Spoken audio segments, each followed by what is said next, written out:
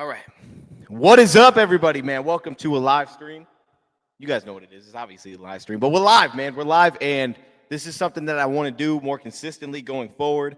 I've held it off for a little while because I'm still trying to get my camera figured out because I don't like this, man. I don't like how this looks. This doesn't look right. It looks messed up.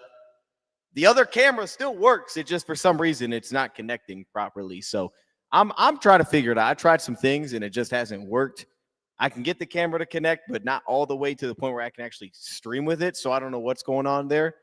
And until then, I was like, well, I kind of just want to wait then because I don't like how this looks. But I don't want to wait that long. Like, I want to do one of these shows. So we're just going to do it anyway. We're going to do a show. And hopefully by Monday, we're cool on the camera. All right. Hopefully by Monday, we're looking normal again. That's the plan. And then we can just not have to worry about that as we're consistently live. And that's when we'll start hopefully also transitioning the show. So we go live. And then we go to the other channel after like the first hour or 45 minutes, and we just do draft stuff. But I don't want to start that until it's not the lighting now. The problem is I can't really adjust the lighting on this one. I can't change it at all. No, this is a completely different camera. The other camera looks fantastic. This one just looks like trash. This is the kind of camera that you go scoop up at Walmart. All right, there we go. Now it's off. This is the kind of camera you go scoop up at Walmart. All right, that's what we're looking at right now. This isn't the Sony camera that I have that I probably spent too much money on a while ago, but I love it. But it's just I can't get it to connect for whatever reason. Anyway, we'll get that figured out. All right, we got a couple things we're going to talk about today. Really two topics specifically. I want to talk a little bit about Jack Campbell because it's the bye week, and I think that's the time where you're like, all right, let's reflect. Let's reflect on what's going well, what's not going well. I want to talk about what is going well, and that's Jack Campbell. And then also, I have a little graphic that I put together because I was really trying to search. I'm like, okay, what do we got to get better? What do we have to be better at, or the Lions have to be better at coming out of this bye week into the second half of the season? What needs to really improve? And it's not just like, hey, we got to get better at corner. Like, okay, yeah, we got to get healthier at corner. But what actually has to get better with this team specifically in terms of their actual performance going forward to make this work, whether that's schematic or whatever that is. And it was kind of difficult to come up with things. Like I'm pretty optimistic on this team. I thought this was going to be a lot easier, but I kind of just stalled out doing it. Like I don't really know what to put here. There's a lot more good that I was coming across than anything. And coaching wise, like I can definitely point to the Kansas City game when I had some issues with what they did. But then the very next week, Tampa Bay, they redeemed themselves. It was fantastic. It was an awesome plan against Tampa Bay. And defensively, that's all people are talking about all week is how good of a job Kelvin Shepard did. So it's not that. Like I know he's going to have his bumps along the way, but man, that was a good response, and it's how fast they responded to I would say a subpar plan against Kansas City, not as a whole, but just in pieces. It's how fast they responded to it that gives me so much optimism going forward. Where I'm kind of good on what we're doing there, and I haven't had that many issues with what we're doing offensively as a whole either. So we'll get to that though. Actually, you know what? Let's start with that. I just want to start with that. I want to jump right into it. I got a graphic for it, so we'll jump right into that. We'll walk through the things that I think need to improve. We'll do that. And then we'll go to the Jack Campbell stuff because that's more fun than anything. But yeah, let's jump right into it. All right, here we go. First graphic. And again, draft stuff will start next week. We should be looking way better by next week too. So just, that's all I'm going to show the graphic on the screen, though. You don't have to see as much of me. Hope everyone is ready for a defense Alex next year. Well, yeah, it might be. Dude, shout out to Alex though, because this dude's given it everything he's got, and he's looked awesome this year. He's given it everything. Like all that talk in the offseason, and the concern was he going to play, was he not going to? They kind of just adjusted his contract for this season, gave him a little more money, and this dude is giving everything he has to this team. So shout out to him for that. But yeah, the future, it's going to be something. It's going to be something they're going to have to deal with. The positive is though, Malcolm Rodriguez also transitioning to getting back, which is fantastic.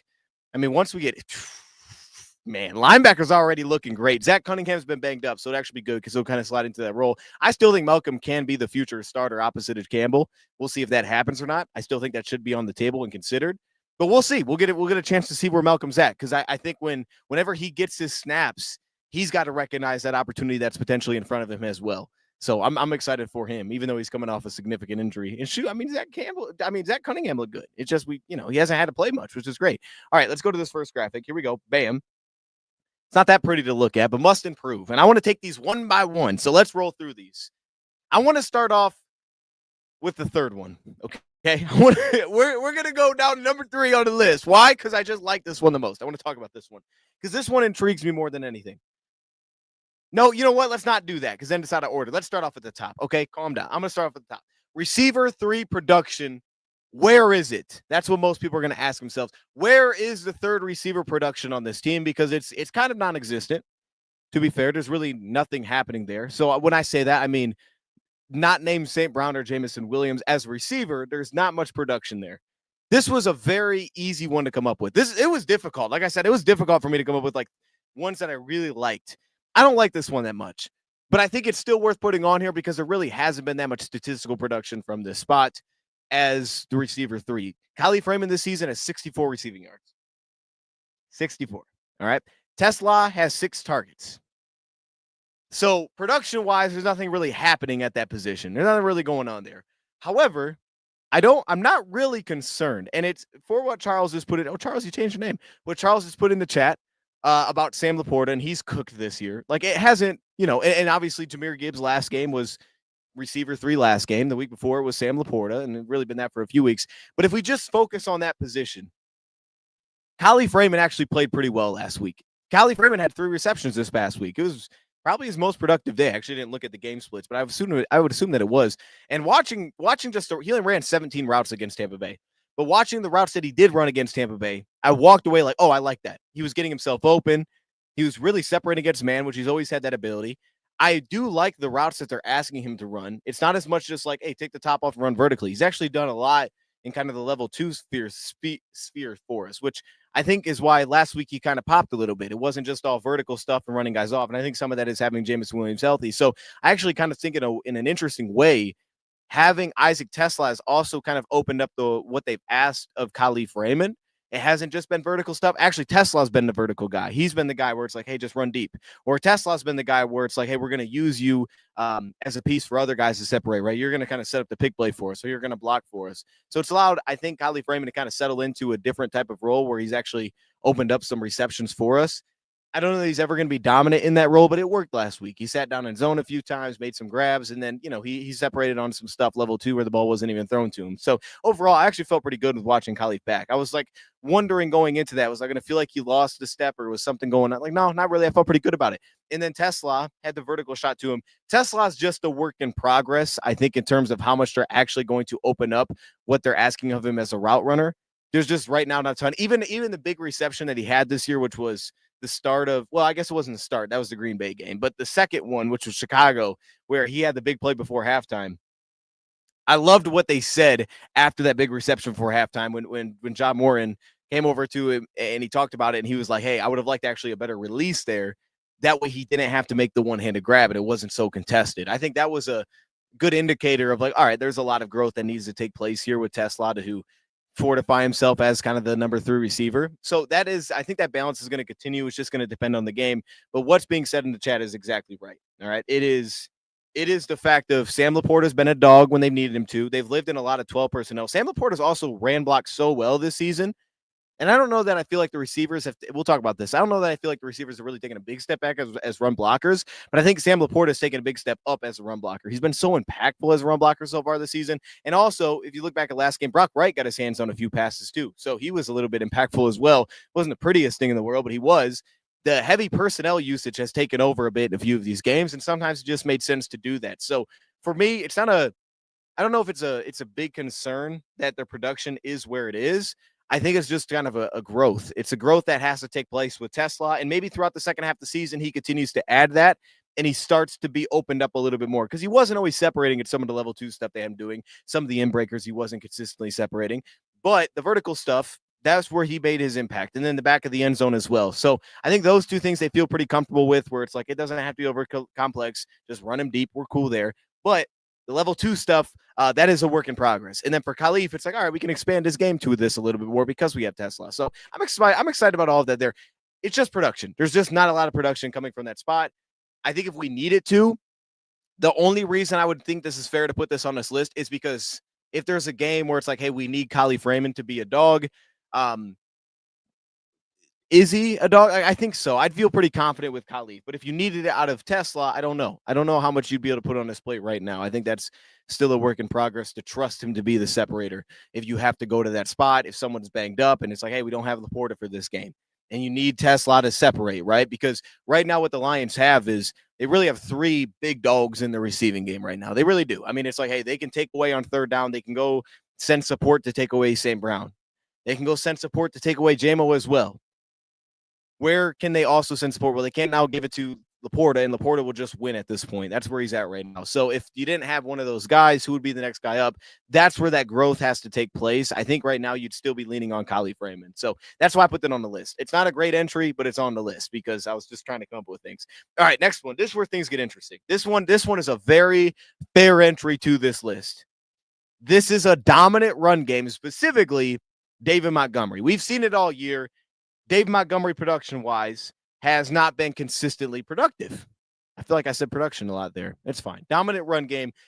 This season, the Lions are 16th in expected points added by the ground game. That's not good enough for what you would expect. Not for this team, not for what they have. But as we know, it's going to be some growth. There's going to be some bumps along the way. You have two new guards start. Well, I don't want to say two new guards, but you kind of do. Christian Mahogany, Tate Ratledge. Now, both these guys have actually been pretty good run blockers, and they've opened up opportunity for explosives. They really have. They've had dominant reps, both these guys. And I think since week one, Mahogany settled in really well. The flip side is you've had very ugly reps still from both of these guys. And I think that's just going to happen, but you've had that. Also, when we didn't have Taylor Decker against Cincinnati, you felt that. You really did. Penei Sewell's continue to be dominant. And you've probably lost a little bit here with Graham Glasgow at center. I think that's fair to say. You've lost some of the consistent movement that you would typically get there.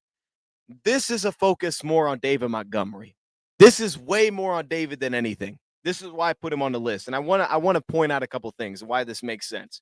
So game by game, think about this. Cleveland, 1.3 yards a carry for 12 yards. That was the stat line in that game. Green Bay. Now, this one I don't take, as seriously because it was just messy all around. But 11 carries for 25 yards. Cincinnati is probably the biggest indicator here. 18 carries for 65 yards. That's not great. All right. That's Cincinnati. That's not great. Now, again, we didn't have Decker, and you felt it. But I could even pull the clips from this if you want me to, and we can come back to this. I won't do it now. But there's way too many negatives happening with David Montgomery. To me, that's the issue. It's like we know what Montgomery's good at.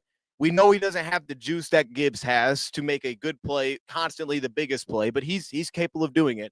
But if you have guys racing into the backfield where the run game just can't get going, that's been the case, I think, too many times early this season, and guys have taken turns being that, right? Both of our guards have had completely blown assignments in the run game, which has led to that, even as recently as last week.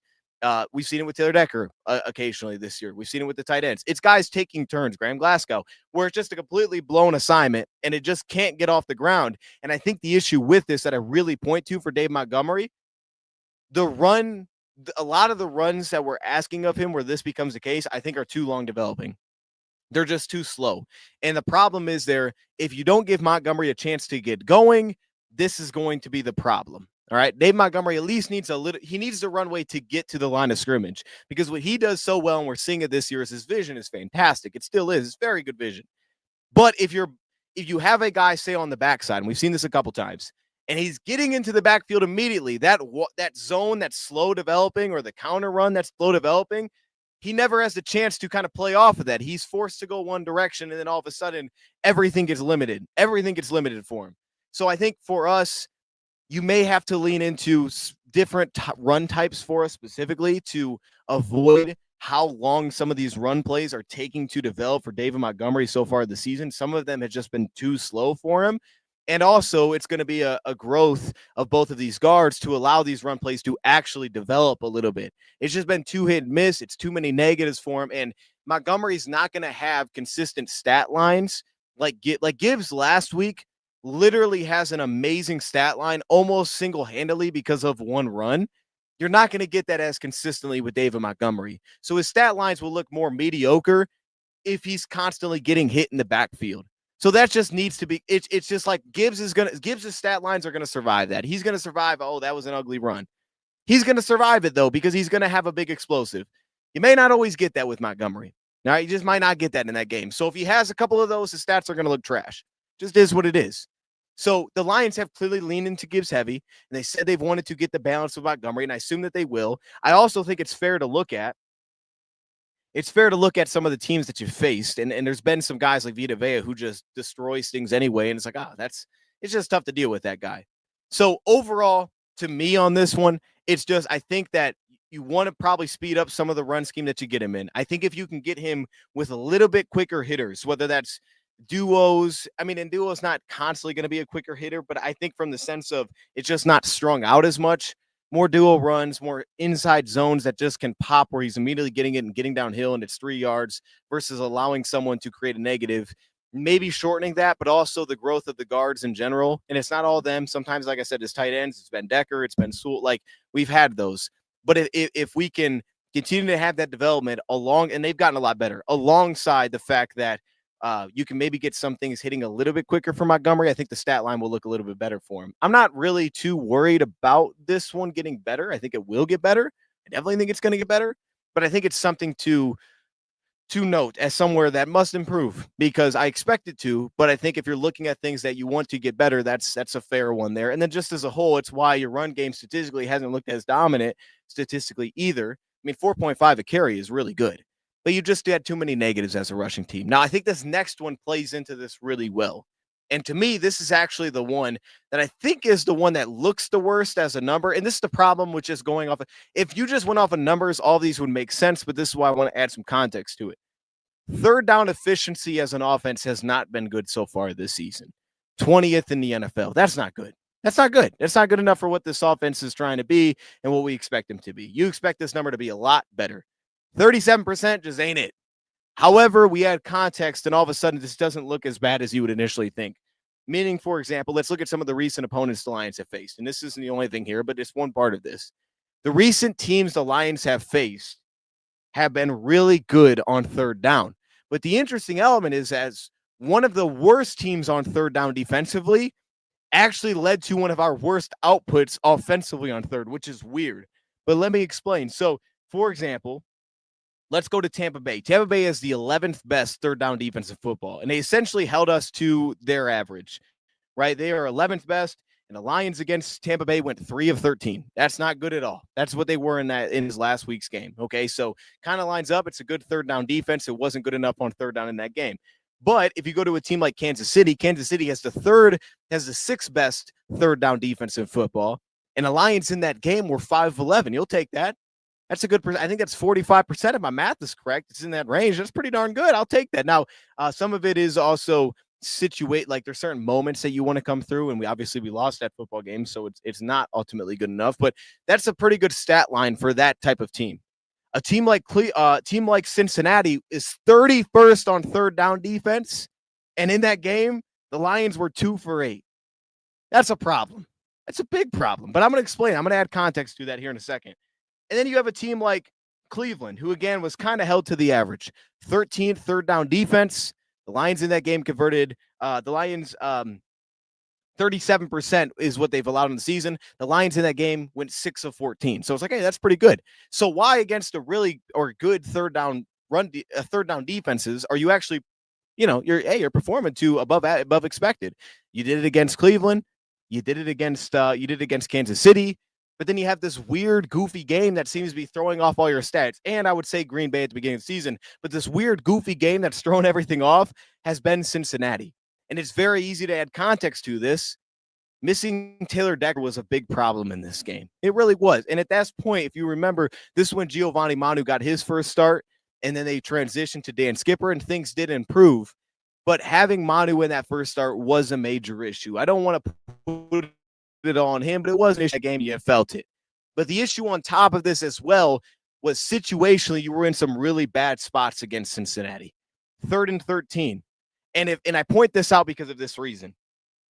It wasn't all of this. We had a 3rd and 12 we didn't convert. That's expected. You have another 3rd and 12. That's not great. You had a 3rd and 7 that you did convert. So meaning it wasn't all that because you also on a 3rd down and 2 did not convert. That's a very manageable spot that you didn't pick up a first down. If you're just looking at it from the situation of, hey, man, it's just too many 3rd and longs. It is, but you converted a 3rd down and 7, and you did not convert a 3rd down and 2. Obviously, the 3rd and 12 is way too much to consistently overcome when you have a backup tackle in the game. But that's one of those where it's like, wait a minute, what's going on here? Well, and this wasn't even Giovanni Manu. This was, again, where you were in the season. You had some breakdowns up front. You just had some breakdowns. And again, some of it happens. Tampa Bay this past week, Dave Montgomery does completely whiffs on the block. He completely whiffs on the block. You have a wide open Jameson Williams. You can't get there because Dave Montgomery whiffs. Does that mean replace Montgomery? No. Right? You expect him better in those spots. He just wasn't in that specific play. But if you look at some of these examples, like that Cincinnati game, you had some completely misfired on the interior at times in that game. And you just had a lack of communication, which we know as a whole is going to come down to these guys getting reps next to each other, where everybody's on the same page. And at times we just weren't on the same page. They bring 6, we're overwhelmed.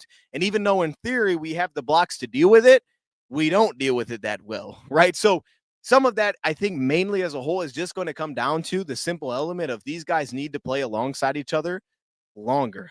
Like, it sounds like an easy way out, but I think that's just the situation of a lot of this. The second thing would be going back to what we just talked about with Dave Montgomery in particular, but rushing the football more consistently. It's not that the Lions have been a bad rushing team. They've been fine. They've been a good rushing team for most teams, but it hasn't been to the level of what you would hope for who you are as a team. However, I think here's the key to all of this. The Lions so far this season by EPA, okay?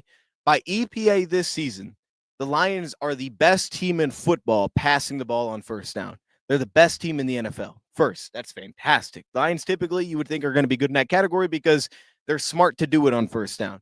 And they have an ability to play heavy personnel to simplify your coverage. And if you do those two things and you help out your pass protection because, hey, it's young and all of a sudden you throw on first down, so they can't pin their ear back and go. And we heard it this past week from Baker Mayfield. And he was like, it's not fair to the offensive line to put them in that situation consistently, right? We can't do that to their offensive line. It's not fair to put them in that spot. And when they did, it was a disaster. But if you look at the Lions, and I actually have the thing that I can throw up on the screen so you can see this. So I'm not just saying it. You can actually see it for yourself. And that's not the right one. This one. This is what we're looking at. The Lions on this season, EPA per play. And if you look at it for success rate or total EPA, depending on what you're doing, you can see the differences here. Total EPA, the Lions second in early down so far this season. So first, second down, second in football, really good. However, there's a very big difference when doing it as a passing team, and I'll go to it right here, versus a rushing team where you're 11th. First in passing, 11th in rushing, and it's actually a negative when you're rushing the ball in early downs. So this goes back to the same point that I just made. You just have too many negatives happening on early downs when you're rushing the football. Too many negatives, and specifically it's happening with Dave Montgomery because you're not getting that consistent offsetting balance of, hey, Baltimore, we ran all over those guys, right? We just moved those guys around. So sometimes it's, hey, you're playing Tampa Bay and Vita Vea just does this. And you're playing Cleveland, and yeah, it can be a struggle to run a little bit against the best defense maybe in football. Lions by PFF are ranked the second best defense in football right now. First is Cleveland. So you're going to have some of those. But that's where those two things, I think, go together pretty well. And it's fair to say you're looking at the worst things that you're doing heading into the bye week. And you're saying, what is the best things what are the most important things that we can stress that it's like, these are clearly the issues. How do we get better? And I would say these two things clearly go hand in hand, is inconsistencies rushing the ball on early downs, leading to also this being an issue as well. So I think those two things combined pretty well. It makes this make sense as an answer. And I do think that these two things are going to get better. One, for the simple fact of when Taylor Decker's been here, things look a lot better, right? Decker was here. You were better.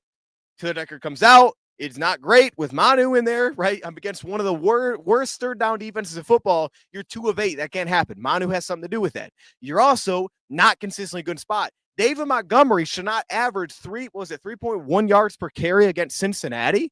That's got to be a lot better. He's 18 of 65. That's not good enough. That's not good enough for that team. But it's also, you don't have Decker, and you have too many negatives happening. Those things I expect to improve. But even on the manageable third downs, you're not converting consistently, and you're having breakdowns with some of the young guys up front. So I think overall, there's a lot of this that I believe that's just going to get better. One, it's going to come with time. Throughout this season, the interior offensive linemen have got a lot better.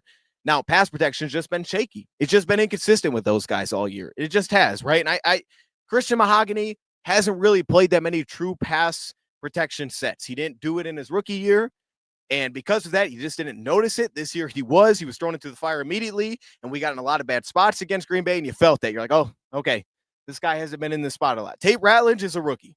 Tate Ratledge, I didn't think was going to be great as a pass protector coming out. I didn't think he was. So that's just going to naturally take time. And then you throw into the to all of this, when teams are bringing extra bodies, you're not consistently getting good communication between the tackles, the centers, the guards, and it's leading to some breakdowns. So those things with time, I think, are directly just going to improve. And I also think some of it's going to just take the time to improve when Dave Montgomery has less negatives rushing. I think you can help that a little bit schematically by what you're doing and what you're asking of him by getting quicker hitters. But I think ultimately it's going to take time for these dudes to grow. And that just is what it is. And it's happened throughout the year. The guards have gotten a lot better as run blockers. They have gotten better as pass protectors, but it was a rough start to the season. So ultimately, while these are on here as issues, and these were the most glaring issues that I could come across, I'm not really concerned about these two things. And I think I have one more on here. And this is the first one. And again, the first one I don't love it, but it just is something that you could point to as a stat. This last one is a defensive one, and I think it's the easiest one to point out because if I just put, hey, cornerback, well, you're not healthy at corner. So, okay, of course, but they did their job last week, especially above expectation. You're just not healthy there. You're going to get better there. Safety play. Well, I mean, shoot, the backup safety was pretty darn good last week. I mean, what we got out of that position was really good. But I think this is one that is worth keeping an eye on. And it's also worth keeping an eye on based on some of the reports that we've heard about the Lions potentially entertaining looking for a defensive end at the trade deadline. And that's because opposite of Aiden Hutchinson, it's not that the Lions have been getting bad production. It's like, oh, we're getting nothing from that spot. This is a huge issue. It's that the Lions right now are kind of playing a little bit of a game of, for situations, we're getting a different guy on the field. That's where we're at right now. I mean, situationally, you got, hey, Tyler Lacey sometimes is holding us down. Other times it's not Tyler Lacey, and instead it's Al-Quani Muhammad. And naturally, that's not really the game you want to play, but it's where the Lions are at because you don't have Josh Paschal, because you don't have Marcus Davenport, who was going to be that guy. So now the Lions are kind of makeshifting a little bit. And they're like, you know what? Let's go to Tyler Lacey a little bit. All right. Now it's going to pass it. All right, we're going to go to Al-Quani Muhammad. It's Guy Wingo's constantly being a healthy scratch. That's where the Lions are at right now. So it's something that they could potentially try to address a little bit at the trade deadline. I think that they could. I pointed out Cam Jordan, I think is an interesting option. But a big part of me pointing that out is I don't think they're going to make a very aggressive trade for a defensive end. Now, I could be proven completely wrong, and Brad Holmes could say, you know what? Forget the money element, because I think that is the biggest thing holding them back from making that happen. If they had $15+ million, the NFL just said, here you go, Lions, take that. The Lions, I think, would be very willing to say, you know what, we're going to go after maybe an upside swing here. We're going to take a swing on the defensive end that could be the future for us.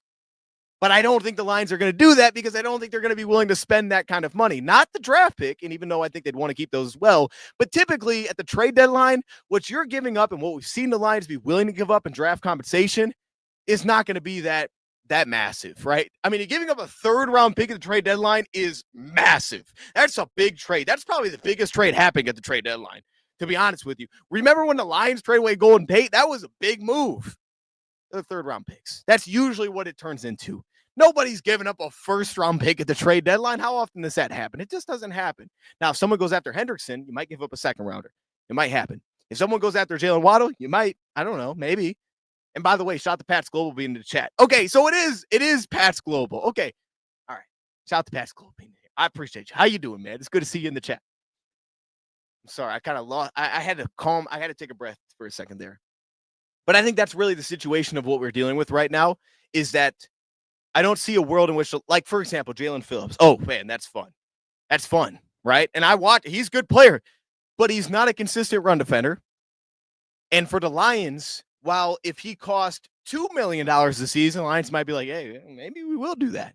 Situationally, that'd be a lot of fun. But the problem is it's $13 million for that team taking on that deal. And then there's a good chance that you may not be willing to pay him what he would want going forward. So I don't think the Lions would do that. But you could potentially consider it if it didn't cost much this year. But because it does, I don't think the Lions will even be in consideration for that. It's going to be the guys that don't cost a lot of money right now. These dudes can't have an expensive cap hit once the trade goes through. And I just don't think, the only reason I say that is because everything that happened this offseason. what the Lions told us essentially they were going to be willing to pay. We don't know the exact number, but we know it wasn't a lot. So I think for that reason alone, the Lions, if they made a trade at that spot, which could be that spot, and I think it makes sense, is going to have to be somebody that's just not going to cost a lot when they make the move, which is why a guy like Jalen Phillips, I think, doesn't make any sense for them unless the team that you traded with is like, hey, we'll take on some of that money. Or a guy that has multiple years under contract that gets very expensive. I don't think the Lions are going to be willing to make that trade. They may be willing to, but it's going to be someone that's very affordable financially. I think that's what it's come down to because Brad Holmes has made it very clear, and we've seen it year after year. The guy's very, very cautious about throwing money around, especially if it's someone that he did not draft. That dude is going to take his time in making that decision of like, am I really going to put a big investment in this guy? Nah, I need that money for a guy that I drafted. And that's fair. I love it. I'm with it. But I think that's just a situation we're in. Now, that said, let me check out what the chat is talking about. Take a second here before we keep on the move and we can dive into this a little bit more here. Let TA rest a little bit longer. Yeah, I mean, look, I don't know where he's going to be at, but the guy did return to practice this past week. So based on that alone, I think there's a very good chance that he comes out of the bye week and he plays. I think that's what's going to happen. Now, maybe it doesn't, but I think it will. The concern that I have more than anything is Taylor Decker, right? Because I think you can let him rest. I mean, Mike Robertson did his thing against Justin Jefferson. And even if TA's out there, he's probably going to get cooked a few times against whoever he's dealing with in that receiving core. Just reality against who you're playing. They're too good at receiver for that not to be the case. It's going to happen. But I think that for the Lions side of things, they're probably going to see him on the field just because he's already returned to practice. Taylor Decker, I'm worried about that one. I'm just worried about it because for the Lions side of things, the way that Dan Campbell spoke on it is like, hey, we hope it kind of, calms down on him. He gets a little bit extra time. But if for whatever reason we come out of the bye and this dude is not available, that's going to be concerning. That's going to be very concerning because now you get to the point where it's like, okay, where is the extended break for him? For the rest of the year, where does it come into play? It's not there. There is none. It's like, dude, this is every week you're going to have to play. So can you create one? Yes, you can manually create one, and it can come by saying, hey, out of the break, we're going to wait another week. We're going to give you basically 2+ weeks off before you have to play football again. And that can be what the Lions do. They can try to hold off a little bit and then throw them back out there. But that is the biggest concern, and it actually is the only position that I would consider reasonable. The Lions would be willing to overpay for a player. The Lions would be willing to pay for a position is tackle. That's the only position I'd be willing, I think, if I was predicting on what the Lions would do, that's the only position I think they'd be willing to overpay for. And the problem is those guys just aren't available. Those guys just aren't sitting out there. Teams just aren't trading them. That's the problem. If you make a trade for a tackle, you're probably trading for a guy that for whatever reason is not playing that much with his team. If you trade for Braxton Jones, the guy got benched. I like him, but he got benched. You're trading for Evan Neal, who, I'm going to be honest, I don't think I want. It hasn't worked. I don't think I want that guy. But that's what you're doing at this point. So that's the only position I'd also be willing to say, you know what, maybe we paid a little bit too much there, but it was tackled. It was worth it. It was worth it. You got to have that right. If there's one spot that you got to make sure is right, it's that one. All right, let me calm down. Because there's a lot of things we got to talk about. But I've been saying this, bro. Okay, I'm reading this late, so I don't know if you're joking or if you're being serious, but let me see. There's another one in here. Is passionate about those third rounders. Don't get him started. Every night at Senior Bowl, that's all he talked about. Okay, I don't remember that. I don't feel like I did that, but maybe I did. I don't know. Did I do that? All right, I think he's making stuff up here. But look, man, I appreciate you being here. I'm fired up for the Senior Bowl, by the way. Fired up. I'm pumped this year. Dolphins not wanting to trade Waddle, I heard, but everyone else fair game. And he may be. I'm going to be honest, I haven't kept that close of an eye on this. I don't know. If I'm the Dolphins, I'm trading literally everything and anything and everything. But the Dolphins are a disaster, so I have no idea what they're thinking. This is the type of team that might not move off their GM. I don't know what the heck they're doing. I have no clue. That is the most disappointing roster in football. There's no doubt. That's the most disappointing roster in football. That team is horrendous. That roster is a disaster. That's a disaster, dude. They have absolutely no talent anywhere. Okay, they have none. I'm gonna be honest, none, dude. So I don't know. Maybe they're just like, you know what? We can't get rid of Jalen Waddle. We have to. We just can't let that happen. We have no talent. I don't know. Anyways, this isn't a hate on the Dolphins. I just think that's the issue that they're dealing with. I'll take the pricey, flashy trade. But realistically, it's going to be Jalen Phillips. Brad Love's injury prone to Arden Key. So first off, I don't think Arden Key's flashy, from the sense that I just don't think he's. And I'm gonna say this because I think a team like the Patriots, who I know that Pat's Global is a fan of making this trade. I've seen it. So I'll say from our perspective, to me, that doesn't classify as a flashy trade at all. I think a team like that could make sense for us. I don't think it even falls into the realm of possibility. And because it doesn't make any sense to me. For the Lions, you have Al-Quani Muhammad. Why would I trade for Arden Key? That's how I'd look at it. Now, for a different team, maybe the Patriots, that makes more sense for them. For us, that makes no sense. If I'm making a trade for a defensive end, at least in my opinion, it's got to, obviously, we said price-wise, it can't be expensive. And that's not trade-wise, that's or draft pick-wise, that's financially. It can't be expensive. But it's specifically, it's got to be a guy that fits into a big end type of role. I think it has to be. He has to bring a balance of he can play the run. He has to. He has to bring that. And if he doesn't, he's got to be a very clear upgrade over what you have as a situational rusher. And to me, Arden Key's not that over Al-Quani Muhammad.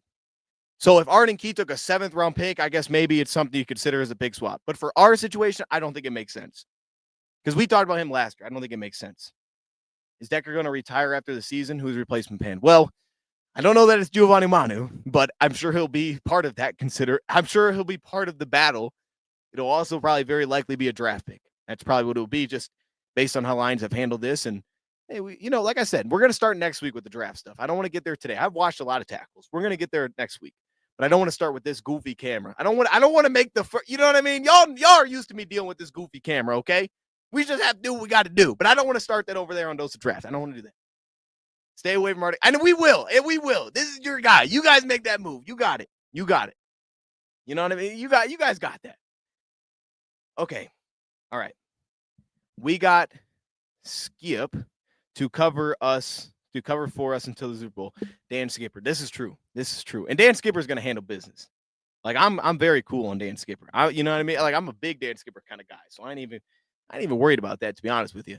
It's more so about who's after Dan Skipper that I'm worried about. You know what I mean? Like, hey, and I hope this isn't even an issue the Lions have to deal with. But if like it was a thing, okay, well, what happens if Dan Skipper is unavailable? Now I'm worried because Giovanni Manu is on IR. Now that's a problem. That's legitimately an issue. Anyways, we'll be drafting a right tackle. And by the way, I don't think there's any chance the Lions are trading for a tackle. It's just like in my Madden mind, like I would consider it. But the Lions won't do that. The Lions will not. I don't think there's a chance that they trade for a tackle. It's just in my mind. I've always been in a different spot with the Lions on tackle. Forever, I was like, yo, we need a backup tackle. Like, for years, I was on board with that, and the Lions never did it. And they're like, all right, we're good with Matt Nelson. It's like, okay. And then they found Dan Skipper. And credit to Dan Skipper, he's developed into a very legitimate best left tackle backup that I can really appreciate. And I'm glad he did because the Lions really never invested there at all. And it got to the point where it's like, well, thank goodness they have Dan Skipper. And then they tried to take that swing with Giovanni Manu, and I'm not counting the guy out. This guy we knew was going to take we knew that it was a very steep transition into what this was going to make sense. It was going to, and even that being said, I don't want to count him out because the guy's in year 2. I still think right at this moment, he could be a better run blocker than Dan Skipper. Just Dan Skipper is much more polished as a pass protector.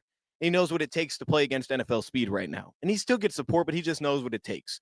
Giovanni Manu, his first nod was, all right, here's Trey Hendrickson. Yeah, that's not going to go great. I'm going to be honest. Like, it's very understandable that wasn't great. It's okay. That's all right. But that's the NFL. That might just be the situation you get thrown into. So I'm not counting it out. He's in year 2, and the dude went from playing Canadian football to NFL football. Good luck with that. That's going to be a problem. That's going to take time. So I don't want to count it out. It could get there. Plus tackle just in general. My goodness. Even if you take a first-round tackle, I mean, it's just like Evan Neal. Why is he available? You know what I mean? Like, good luck with all of that. Anyways, I want to move on to tackle stuff. I'm going to move off the tackle stuff just because, again, I think a lot of that's going to end up being draft-related for next year versus trade-related. And we'll talk about that. We got a lot of guys. A lot of guys to discuss starting next week. Okay. I'll take McDaniels over Johnny Moe for sure as OC. Can you imagine? I don't want that. No, I'm good on all that. I'm good on all of that. First off, I really like Johnny Morton. I really like what he's doing so far. I honestly do. I really do.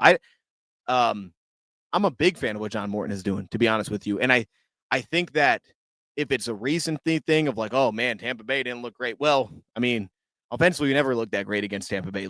Just to be fair, it never does. And I still think if there is a biggest issue, it's just going to be development of guards.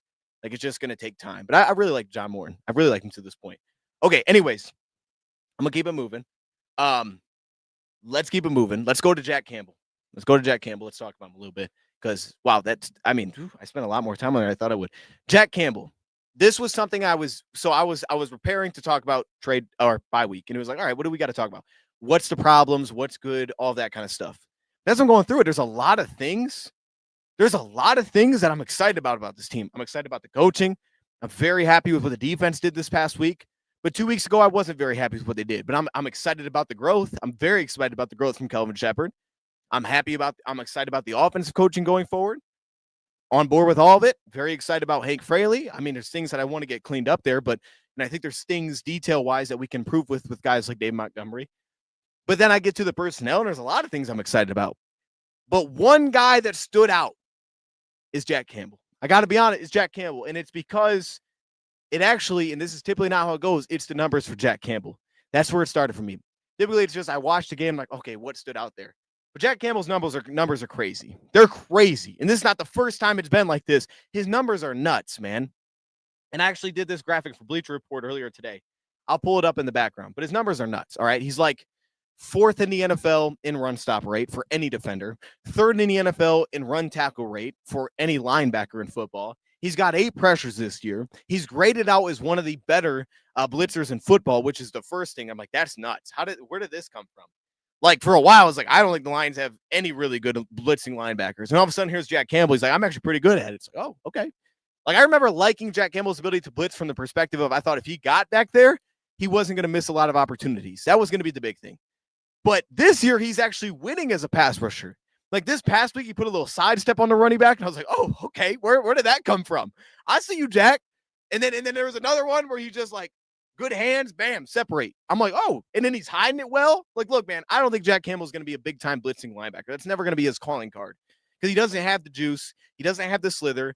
He doesn't have the overly incredible explosion, and he plays pretty darn upright, let's be honest. It's okay. That's what he does.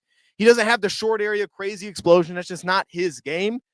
But he does have some closing speed, and he has fantastic body control, and that's been on display. Okay, that's been all over display. I mean, he's shown that since he's gotten in the NFL. Now he's showing it in space a lot this year. But to just add any kind of element that makes sense to be like, actually, the good things that you like about him as a blitzer is there, and he's actually now he's getting to a point where this might be the best that Jack Campbell gets as a blitzer. And I don't say that as like I don't want to say that and like, oh, that's bad. What he's doing right now might be the peak, and I think it's a really good thing. So because he's getting to that level, production-wise, and what the numbers are going to represent as a blitzer, but then also what he now is a run defender. And I think so much of what he's doing as a run defender really needs to be credited to the interior defensive line. I made this for Bleacher Report yesterday, and I posted it on TikTok, which, by the way, I am on TikTok. It's goofy, you know what I mean? I'm not the big TikTok guy, I'm going to be honest with you, but I am over there, okay? And I got to remember to post stuff over there. That's on me. But I posted this video, and it's because the Lions interior defensive line, and we did this all offseason long. If y'all were here during the offseason, you know what it was. We said, man, what the Lions need to address. And for me, I was like, well, you got to get better against the run. That's it. We got to get better against the run. And dang it, the Lions have. They got a lot better against the run, right? They're a top 10 in expected points added. They've always had the great run defensive stats as a whole, yards per game. That's really good, right? Yards per carry. Okay, 4. That's really good. They've always had that. But they had to get better at being a team that would stop the run in terms of the EPA numbers. Because last year was 20th, and that was not good enough, and you could feel it. You could see it. You're having to throw bodies, right? Numbers don't tell the whole story when you have to give extra attention to play the run, when you're having to blitz to stop the run. You don't want to be that team. And the Lions started this process of getting a lot better against the run, but we knew coming into the year we weren't going to have Lee McNeil available. And the Lions hit it head on. They said, you know what? Let's fix this. 2 years ago, they said, let's bring in DJ Reader. Oh, my goodness. I love me some DJ Reader. And if there's one guy, I know Tyleek's getting some love. I know Aleem's getting a ton of love, and I love me some Lee McNeil.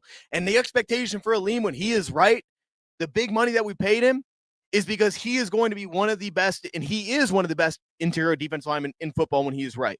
So I expect all of that. But right now, I'm a little bit cool on him because I want to give him time to get right.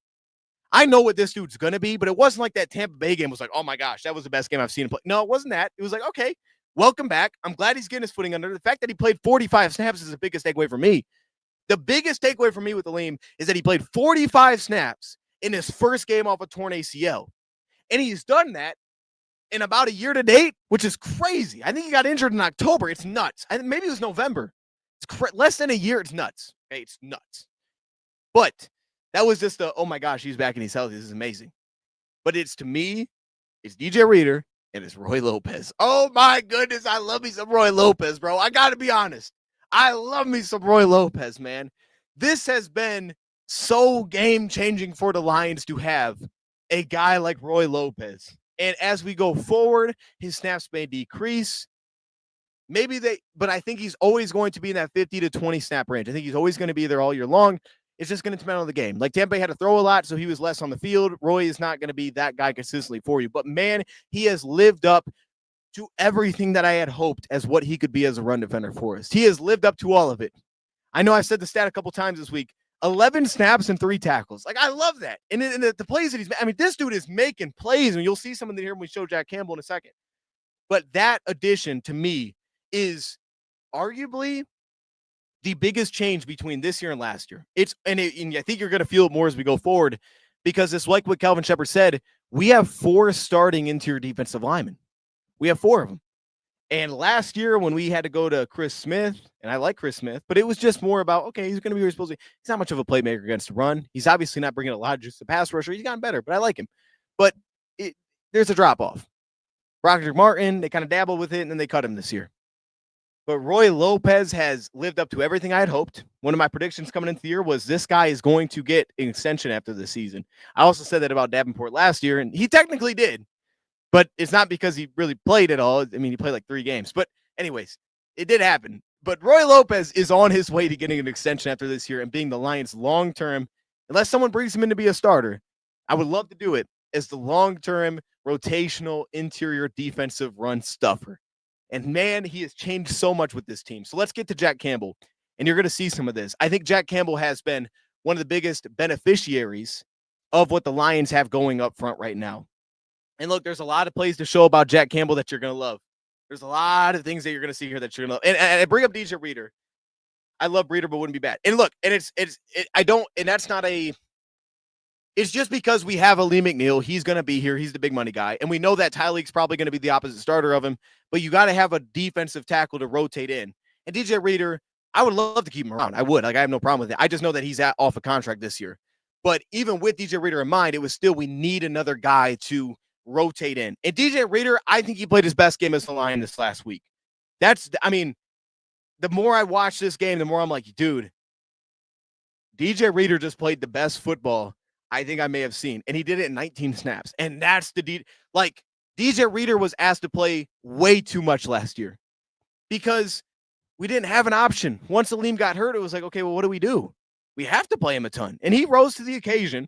But when you start to get to the point where he has to play all these snaps, and he's a good pass rusher, but he can't be the guy he can't be the number 2. He can't. He's a good pass rusher. But all of a sudden, when he settles into that role where you're like, well, hold up. Now you got Aleem. Tyleek last week, maybe his best game as a pass rusher. I think both those guys put that on display, and they were a little beat up, so he should have been. But Tyleek was shaking a little bit. He's played with fantastic ability to keep his eyes on the quarterback. I mean, one of the biggest positives for this D-line, and let me just pause right here before we go into this Jack Campbell stuff. Their ability to slow down quarterbacks taking off and running is incredible this season. You could see it in the preseason that it was something the Lions had a focus on. It was like, hey, man, we're not letting quarterbacks take off. You could see from jump, and Dan Campbell told us, he's like, look, man, if you as a defensive end are running past the quarterback, there's not a spot for you. It was something along those lines. You don't fit here. That's not what we're looking for. We need to keep quarterbacks from taking off and running. And it sounded great, and you could see it. But then you don't really know until you get your starters out there. And then we see it against Lamar, and it's like, oh, okay. Okay. Hey, we sacked that dude like 6 times, and nobody's running. All right. That's pretty good. I'll take that. You see that. And then you get Baker Mayfield, and you're like, you know what? He didn't really do anything rushing the football. He was sacked 4 times. He had, I don't even know, I don't think he had a scramble attempt in that game. The one he did, he fell down before he got to the line of scrimmage. He lost 2 yards, and Jack Campbell, I think, got credited for the sack. So we've seen it all season long. Nobody's taken off and running as a quarterback. It's amazing. Oh, my goodness, it's amazing. It's gotten so much better. And again, one of the biggest, and I think Tyleek has a lot to do with that. Tyleek deserves a lot of credit, but it's also just an attention to detail as an entire team, as that is our priority. If you can run, we can't let you beat us with your legs. You can't let that happen. I think Jack Campbell has benefited from this interior defensive line. Yeah, Hutch is nuts off the line. I saw that comment. He's nuts. But let's just give some Jack Campbell love here, because this is what this is supposed to be. Jack Campbell, is he the best linebacker in football? Maybe. So far this season, he might be. All right. I think it's fair to make that case for him. And I'm not even so stuck on, like, I have to prove that he's better than Fred Warner. Like, I'm not going to, Fred Warner's injured right now, but like, I'm not here to do that. It's more so just to show love to what Jack Campbell has been. And to me, this is a very similar argument to what I remember. I think I made this release report 2 or 3 years ago. And I think one of because they used to send us like topic ideas, and they're like, hey, we want you to talk about this. And I can't remember what the topic was, but it was something with St. Brown. I think they wanted me to discuss. I was like, all right, well, what can I talk about? And I'm watching St. Brown. I'm like, I'm going to make the case that this guy's a top 5 receiver in football. You know, I'm going to make that case, because nobody's going to want to say it, because, like, well, you know, if we drafted him, you know, obviously he wouldn't be top 5 at that time. Now I think it's actually pretty widely thought of as like St. Brown's a top 5 receiver. But for the Lions, I made the case. I'm like, but for the Lions, he's a top 5 receiver because he fits what the Lions do so well. He fits Jared Goff so well. He fits Goff so perfectly that as a Lion, he is a top 5 receiver. You know, I mean, like, the Lions would take him in the top 5 because he brings blocking, he brings the mentality, he brings elite hands, he doesn't drop anything, he runs the routes that Goff would want, he lines up everywhere. I mean, he is the Detroit Lions. He is grit. That's St. Brown, and we all love it. And I think I'm getting to that point with Jack Campbell, right? Coming into the year, I was like, okay, we're going to have to make decisions. Who do we pay, who do we not? Boy, it's going to be hard not to pay Jack Campbell. I'm going to be honest with you. It's going to be hard not to, man, because, my goodness, this dude first off, and it's part of the reason why, as what Charles said earlier in the chat, you may have to start getting prepared for what's next after Alex Anzalone. And I think the Lions made that potentially clear by the fact that they didn't give him an extension. I'm sure they would have loved to, but they understand what's coming down the road here. And this is not a shot at Alex. Has been awesome this year. I love me, Alex. If he has to leave, I'm gonna be sad. I may drop a tear, man. I may really do it, right? We've had this Alex picture back here since day one. Shout out to Banks for getting me that. And these two together, it makes Jack Campbell what he is, right? It's kind of the same idea. It's like, hey, okay, well, St. Brown might not be a top 5 draft pick for everybody, but for the Lions, he is, because he's perfect for us. And I think Jack Campbell could be that, right? For everybody, some people may want, hey, that guy that's going to go run around, and he's the matchup piece. Like, he's the Dayon Henley. We want to put him on everybody. We put him on the tight end. He's going to shut him down. That's not necessarily Campbell. But Campbell has gotten better as a man coverage piece. But Alex Anzalone allows him to be great. I think he really does, because look where Alex is on this play. He's matched up on K-Dine. He's the guy that has to go chase people around. He's the guy that's posting all these pics on X and be like, hey, man, all right, I deserve my love. I'm a shutdown linebacker in man coverage. But that allows Jack Campbell to be so good because he has that guy next to him. Because that, and now we're seeing this year, the communication, like, I wanted to do this so bad. All right. I didn't do it because it's going to, and I might at some point this year. Let this thing keep riding. I might just do it just for the heck of it, maybe a 2-minute video. I want to put together a hype clip of these two dudes, Jack Campbell and Alex, that duo, and put some fire music behind it and just show some fire highlights, okay? And you could probably do it from this game alone. You probably could. The first 9 plays, Jack Campbell was involved on 5 of those plays. 5 of those stops. The first 9 stops, 5 of them you could give credit to Jack Campbell in this game against Tampa Bay. And as the game rolled along, you didn't feel his name. You didn't see his name called as much. Why is that? Well, they started having to pass the ball a ton. But think about what we took away from Tampa Bay in this game. They couldn't run the football. So you stop seeing Jack Campbell's name pop up and you're starting to go to the list of results. And that's because they start having to throw. And you start seeing a lot more Alex. You start seeing more Muhammad, maybe even some Derek Barnes. You see Jack Campbell once in a while. And this is the once in a while right here when he's matched up one-on-one in the end zone with Rachaad White. And my goodness, Jack Campbell stopped playing with him. I mean, he's a little bit behind in trail, but dude, everything discipline-wise is fantastic here. He doesn't look back for the ball. He undercuts the route. And as they say, hey, man, if you're going to undercut that route, you better get a hand on it. Well, he undercuts this, but it's situationally smart because of where you're at in the end zone. He's undercutting this thing. He's getting back into his hips. Look how he never looks back for the ball. Never looks back. He's like, let me reattach, plays through his hip, force him out of bounds. I mean, that is amazing from Jack Campbell. So it's like, you're not going to get this all the time. Oh, the seatbelt. Stop playing with him. But you're going to, every once in a while he may pop up here. But it's the first 5 plays. We're like, oh, gosh, this guy's on every single play. On every play. Of the first night, he's on every play. And I showed this play twice just because it was that good. I mean, it's worth showing from a different perspective of kind of what we just talked about, right? He's getting reattached. He's going to force him out of bounds. He does his job across the board as disciplined. I think that play sums up Jack Campbell because it's like, okay, maybe he didn't pick it off. Maybe he didn't take him out of the play to the point where it's like Baker Mayfield's like, I can't throw that ball because he's so in such a good spot. But he's so disciplined to get back into the play that Baker throws it because like, well, maybe I got a shot here, but he's so disciplined to get back into the play that you didn't actually have a chance. You shouldn't have thrown that ball because dang it, that guy wasn't open. That guy wasn't open because Jack Campbell did his job. But then you start to roll through these plays and man, you're going to fall in love with what you see from Jack Campbell. But I also want you to keep in mind, and the seatbelt was amazing. It really was. I want you to keep in the back of your mind as watching, look at what the interior is doing, man. A lot of these plays, you're going to fall in love with what the interior is doing. DJ Rader right here. This is a high football intelligence play from Jack Campbell. It looks like he's in a Tampa 2 drop, right? It's like, hey, take away the number 3 on the seam. Okay, I'm going to bail out. Okay, linebacker, he's staying in the block, and he's going to release. He can play underneath. Now he's on to number 2 receiver. Number 2 receiver never goes vertical up the seam. So Jack's like, you know what, man? I'm going to sit back down. I'm not even going to go. This is what high-level linebackers do in the NFL. These are the guys when – and Levante David does this, and Fred Warner does this, and you're watching these guys when they're in Tampa 2, right? And they have to bail, they have to take the seam, and teams try to clear them out. We try to clear them out so that we can come back underneath, we can hit that dig route.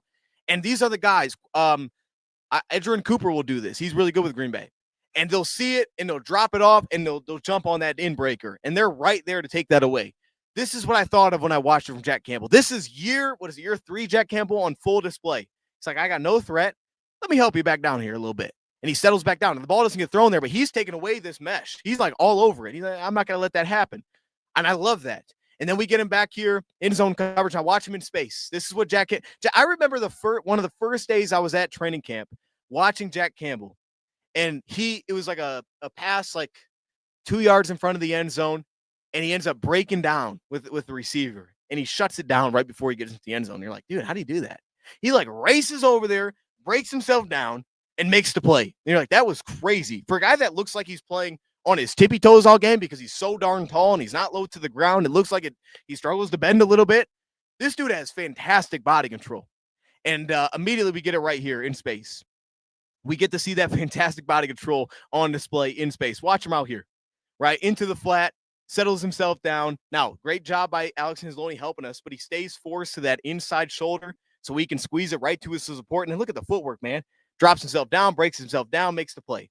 That's the kind of thing that Jack Campbell's always had. But then watch him against the run. Look how fast he's playing against the run. He's to his point immediately. He's beating blockers to their spot. But then also this works because your interior is pretty darn good too, man. And they're allowing him to play clean. And Jack Campbell, a clean Jack Campbell, oh my goodness, this is a problem. This is a real problem. You can't let Jack Campbell get clean. You can't let him race downhill and beat you to your spot and put that shoulder in your chest and then make the play. You can't let him do that.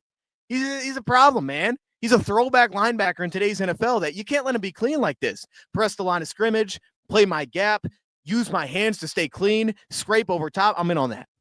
Like, this is just a thing, right? And look at the defense front. They're doing their job. They're getting upfield. So now Campbell, press up field to the line of scrimmage. Look at, oh, I messed up. I want y'all to see this lineman, man. I want you to see this offensive lineman that's struggling to climb up to Jack Campbell and the problem that it creates for the entire offense as a whole. Because this old lineman, look at him. He can't get upfield. He's like, man, I can't get up there. He's like, there's one linebacker. Just let me, I think it's Grant Barton. He's like, let me just go hit him. Nope, it's the guard. Okay, it's their backup right guard. I need to go up there and hit him. He can't hit him.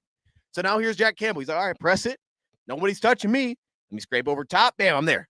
I see you. I got you. It's like this stuff. He's taking advantage of the interior is doing such a good job. He's taking advantage of that. And Jack Campbell, we're starting to, and this is why his grades are ridiculous, because everything that he does well is not really shining. I remember with Jack coming out, I was like, well, he's not that long. He's tall, but like lengthwise, arm-wise, he's not that long. And that's not an issue for coverage because his height is such a problem in coverage. I mean, he really is. He takes up a lot of space. It's hard to throw it over top of it, especially now when you're about to see how good he is against play action. You're about to see that. But it was like, hey, his length for stacking and shedding blocks, it might be a little bit of an issue, right? He might just be, there might be a little bit of a problem. But now if you're allowing Jack Campbell to race downhill, play his gap, get hands on first, and then scrape off of that cleanly, dude, you got a big problem. You better get up to this guy. If you can't get up there, you got a problem. And now we're seeing that. Now in coverage here, he gets bounced a little bit off his spot here by the receiver, right? A little bit unbalanced. But the depth, again, playing that Tampa 2 role, the depth that he can create like this, take that away. And then again, who was that, by the way, that came flying in here and just smacked Baker Mayfield? Who was that? Who was that? Was that? Oh, wait, hold up.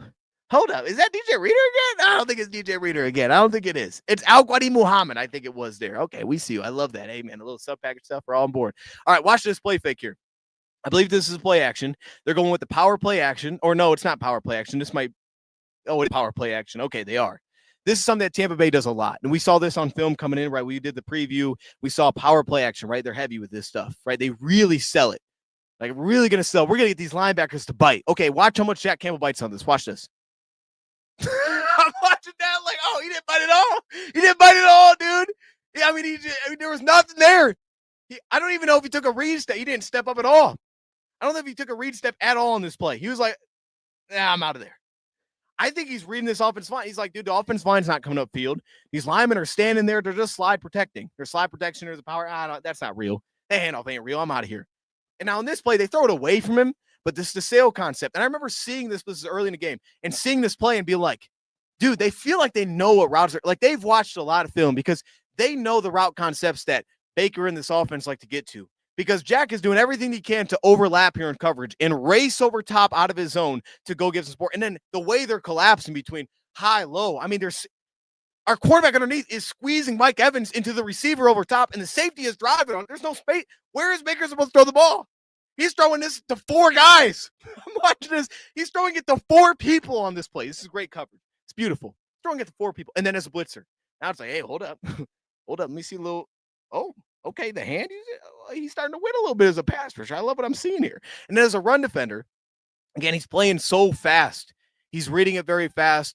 The scheme recognition's on point. You see him here in the middle of the field, recognizing the zone run, racing to his spot, and now here's the redirect plant. Look at him sift through this traffic. Nobody's getting hands on him. Nobody's getting hands on him. The D-line is playing so well. Nobody can get hands on him. Nobody can climb. Nobody can get up to the backer. Nobody can get hands on him. And who is that on this play? Is that Aleem McNeil that's shoving the Graham Barton off the play? So he's taking 2 guys with him. He's like, all right, you want to squeeze me out of play? I'm going to shove Graham Barton over. Now all of a sudden, Jack Campbell's clean. He can sit here. He can scrape right through the line, and I'm there for the tackle. It's crazy. And then obviously Hutch continues to do his thing. Was he on 4 guys? I didn't even see that. It's not. I was watching something else. I mean, and then obviously he shuts down the screen. Now he's manned up, but he's quick to recognize body control. He shuts this thing down before it even gets started. It's beautiful to watch it all. And then here in space, that's the body control right here. Baker wants to take off. This is chance. He has 0 scrambles. Here's one. All right, he's surely gonna take off here. No, he can't. He slips and falls. Lost 2. That's a sack for Jack Campbell. I mean, this is what I'm talking about. It's not that I'm sitting here being like, no, he's better than this linebacker. I'm going to tell you why.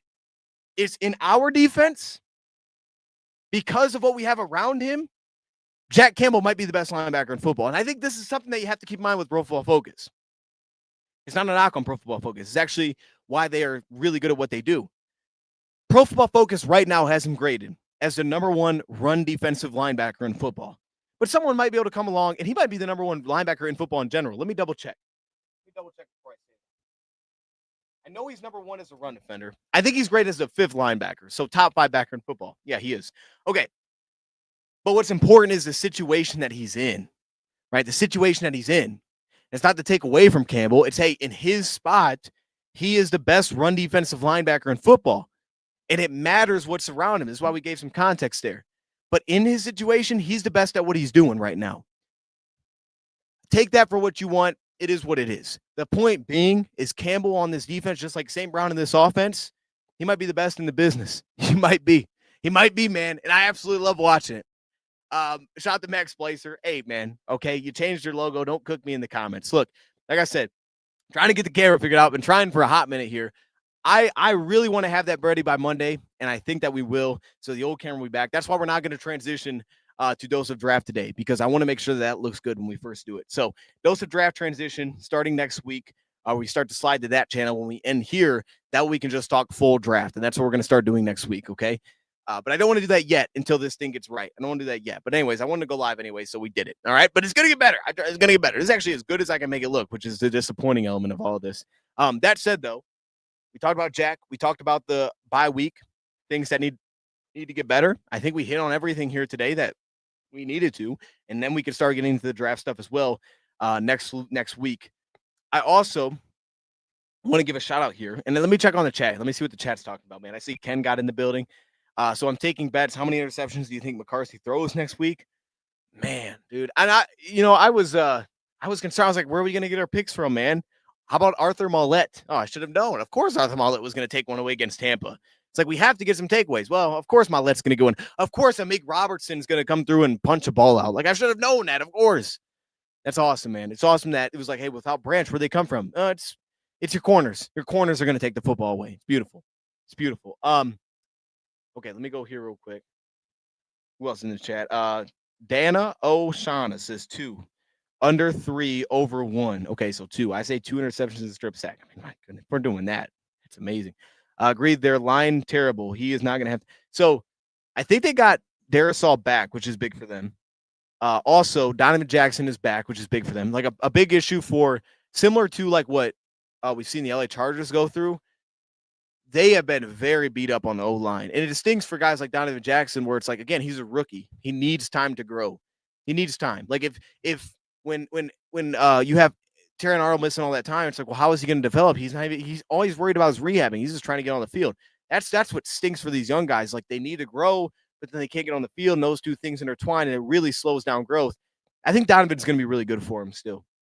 Guys like that, they need time to grow, especially O-line. They need time. So it's great right now that Mahogany and Tate are just stacking reps, and specifically with everybody else around him, because if you're not getting them with your tackles and your centers, you're just your depth you're getting is not the same. You don't know how to pass off stunts because you're not getting the right depth alongside your tackle to do it, and everything just feels very complicated working alongside each other. You need that time to practice alongside each other to make that work, to make it like, hey, we could do this in our sleep. I know where you're going to be. The communication is sound. Oh, it's not breaking down. And it's hard to do that. These dudes can't get on the field. So I know that they're going through that, which stinks for them, which means for the Lions, they got to put some stress on them. They got to put stress on them when they get them into passing spots. If we're going to make you deal with games and stunts, just because guys haven't repped enough of this together. Because Darius on his own, he can shut you out of a play. We've seen that. But if you put some games on him and the guard's not in the right spot, all of a sudden you can give him some problems. I know the two Indy offensive linemen they brought in, they've been banged up. Will Fries, they don't even know if he's going to play, right? Like, or not Will Fries, Ryan Kelly. Like, this guy, I mean, he's going through it. Like, it's very unfortunate. They invested a lot there, and they just haven't been able to consistently get them on the field. I see Detroit Sports Building.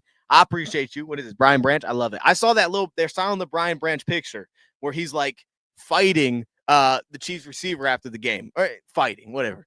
I love it. I kind of want to buy it and put it in the background because as a fan, I'm like, this is awesome. This is awesome. I mean, as coach, I get it. Dan Campbell disciplined him. But as a fan, I loved it. So anyways, I might have to scoop that up. I mean, after seeing that, I might have to scoop that up, put it on my wall. I just might have to do it. I don't know. It's not signed or anything. I just might have to scoop the picture up because it's just fantastic.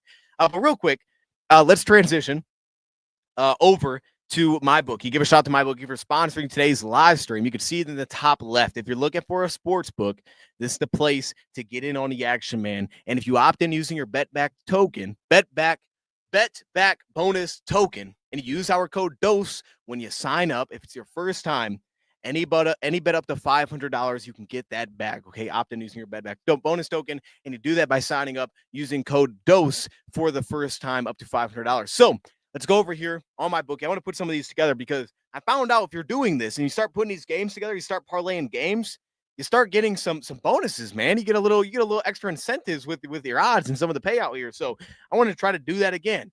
I know we did this a little bit early in the week, but some of the lines have moved. Chicago is now +7. We know that Lamar is playing, so that's been confirmed. I assume that's why everybody's probably throwing money on Baltimore, which is exactly why I would want to throw money on Chicago. I just don't love that. Actually, I'm gonna be honest, +265. I'm not rooting for these guys, but man, that's tempting. You know, the +265 is very interesting to get those numbers up there. Let's see where the other divisional games are. Just because, hey, we're not playing this week, but we want to stay involved in what's happening. I want to see where some of the other games are this week. Do I have to go to something else here to see that? Because I think the other ones are prime time. I wonder if they're not out here right now. Let me check. Let me go to NFL. Let's go to NFL game odds. Let's see what we're talking about. Has Rodgers played for LaFleur? Yes, Rodgers played for LaFleur. His final season with the Packers was with LaFleur. So yeah, he did play for LaFleur at that time. Did I click the wrong thing? Or NFL game odds? That's what I clicked, right? Same game parlays. Oh, hold up. You know I like dabble the same game parlays. We might have to check that out. Let me see real quick. Let me see what the same game parlays we're talking about. I know we ain't playing, but I this is my thing right here. Same game parlays. But yeah, he played with LaFleur in that final year. Then they moved off him, and people were like, I don't know if this was whatever. But anyways. NFL future Super Bowl winner. Okay. Oh, now we're second. Plus 650. See how this stuff changes, man? I think we were like plus 850 like 2 weeks ago, man. It still could be the best place to get it. Kansas City's the favorite, which is kind of crazy to me, but they are. I guess I get it. Green Bay plus 790. I wouldn't mess with that. I wouldn't mess with that. Is there any sleepers in here? Oh, the Jets plus 85,000. That might be a sleeper. We consider plus 85,000 a sleeper. I mean, it's that's like hibernation. At that point, it's not even sleeping. That's hibernation for the Jets at plus 85,000. I don't know if that's I mean, hey, this is not good. All right, I'm gonna just make a statement here. If the Browns have essentially 2 times better odds than you to win the Super Bowl, it's not great. But I'll be honest, if I had to pick one, I'd probably bet on the Jets. I mean, look, if they got 2 times better odds, we got a problem. At this point, if it's plus 85,000, just give me the Jets, man.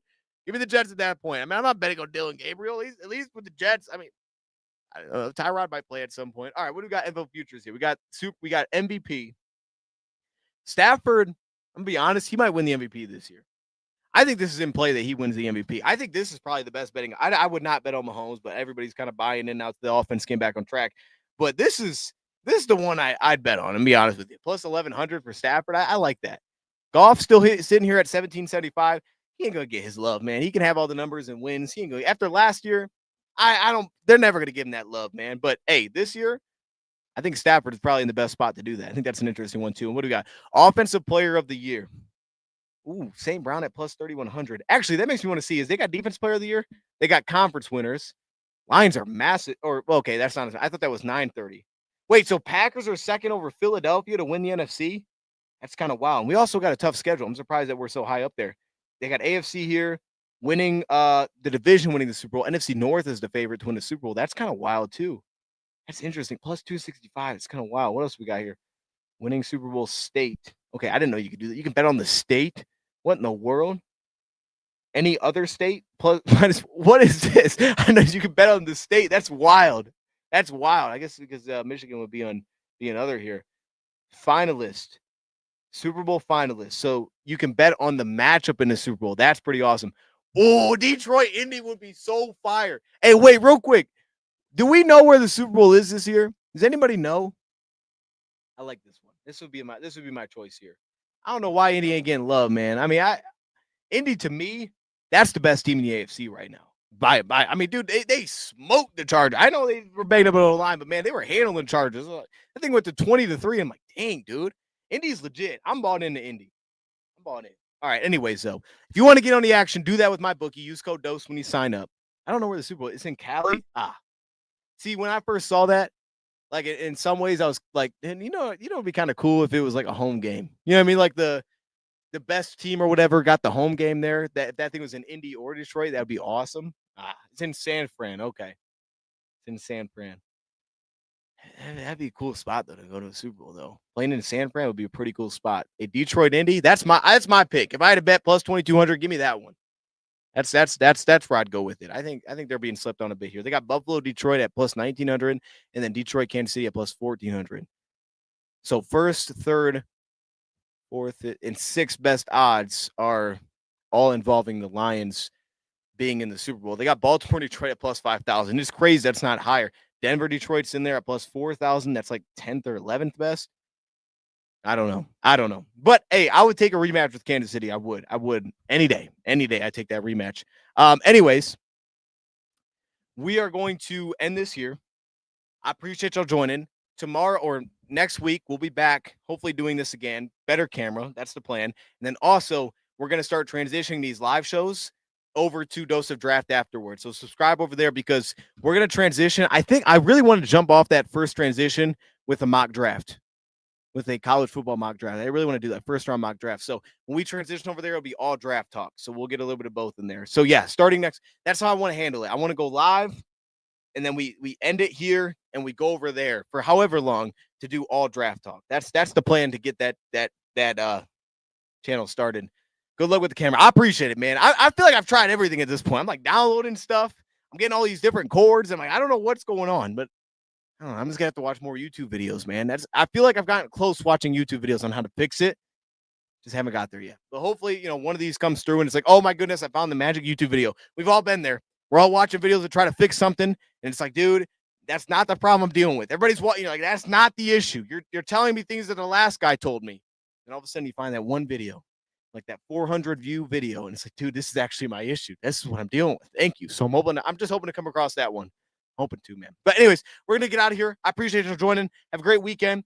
Follow me on TikTok if you want to. I am over there. And also, I don't know. I was gonna say something else, but I don't know what I'm gonna say. I'm gonna leave it there, man. Also, I do want to do this. I want to put this in here real quick. Let me see if I have this with me so we can run this. I don't know if I have it. Got a lot of recordings in here, so let me see if I have this thing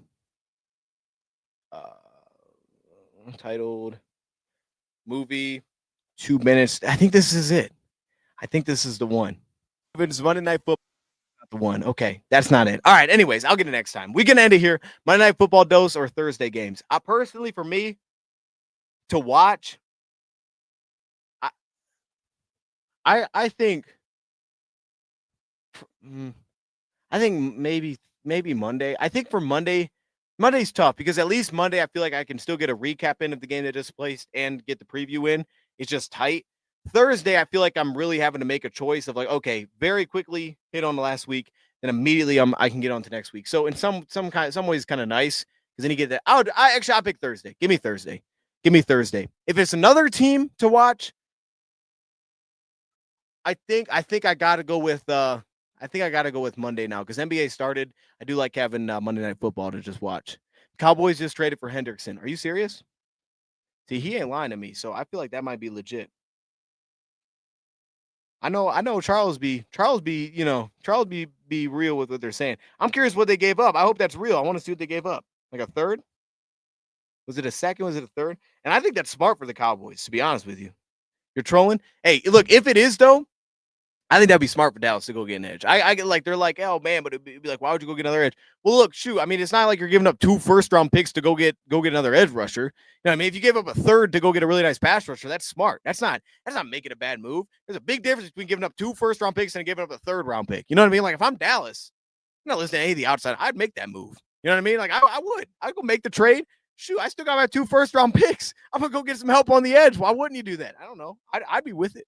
If I were them, I'd be all over it. But anyways, I'm going to here, man. I know I said it like 3 times. I will see you guys. If not, I'll probably see you this weekend again. But at worst next week, and we'll start doing the draft stuff. Thank you all for tuning in. Shout out to my bookie sponsoring today's live stream. If you have anything that you want to see specifically, just hit me up on social media. Give me some ideas. I do want to start doing like some sort of call-ins, either call-ins or like voicemails. But again, I want to get the new camera going before I do all that. But I want these shows to be daily. I really do. So, yeah. We out of here. Have a great night, and I'll see you soon. We out.